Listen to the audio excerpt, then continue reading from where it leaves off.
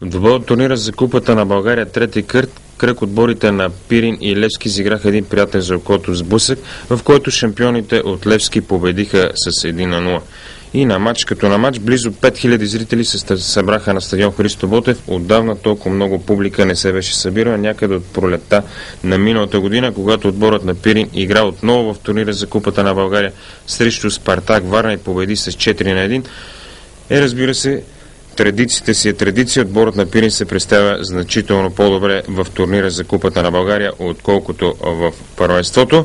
Доста публика имаше и от София. Нормално отборът на шампионите винаги е подкрепен от своите любимци, независимо с къде гостува отборът на Левски. Двамата треньори изведоха следните състави в двубоя. На вратата Рангелов за Пирин, 2 Митревски, 3 Давков, 4 Дончев, 5 Кръстев, 6 Бачев, 7 Стоянов, 8 Рангелов, 9 Лясков, 10 Йорданов, 11 Праматаров, заменен от Евгений Йорданов. Отборът на Левски с доста резерви: Гошо Петков, 14 Владимир Иванов, 13 Тренчев, 4 Бисер Иванов, 5 Георги Марков, 33 Цанко Цветанов, 7 Галчо, героят в матча, 18 Рахим, 22 Стоянов, 24 Пантелич, 25 Терзиев, по-късно заменен от Мари Стоилов. Това е първото положение за Левски след една чудесна комбинация между Илян Стоянов и Галчо. Последния обаче се засуети и не успя да открие резултата. Първо обаче шанс да отбележат гол имаха футболистите на Пирин, които чрез Тони Бачев достигнаха близо до вратата на Петков, но не успяха да реализират. Това е пък поредният сблъсък между Дончев и Пантелич, където се получиха доста искри. Жълт картон получи Пантелич.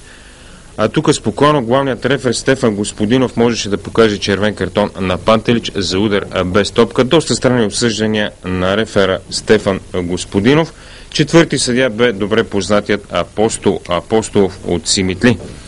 Двубоят беше доста интересен. През цялото време повече атаки имаха футболистите на Левски, докато по-добре окупирани в защита бяха футболистите на Пирин. Това е поредният удар на Пантелич, който в този матч пропусна доста положение, а това вече е 1-0 за сините. След центриране на меч от Телкийски, Галчо с глава изпревари вратарят Рангелов.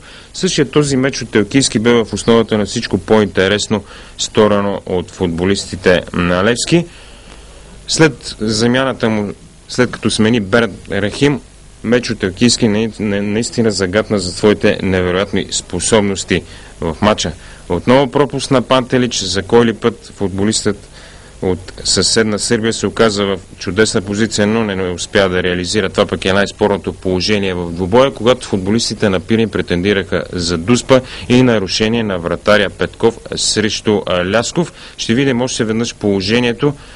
Наистина може да спокойно главният рефер Господинов да свирише дуспа, която пък едва ли щеше да промени нещо в матча, защото футболистите на Левски, колкото и слаби да бяха, стояха по-добре на терена. Феновете пък на Пирин замеряха следите предмет изпълнителният директор на Левски Наско Сираков преди срещата. Тук много странно отсъждане на рефера Господинов. Фаул извърши Иво Тренчев, но жълтия картон получи Илян Стоянов.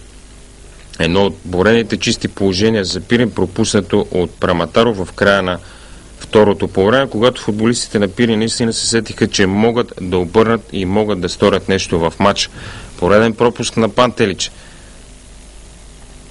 Още една атака за Пирин, която разбира се не доведе до нищо сериозно. Груби и фатални грешки в завършващата фаза за играчите на Пирин. Пропуска е на Тони Бачев, капитана на отбора. Непростима грешка и финални минути Пирин Левски 0-1.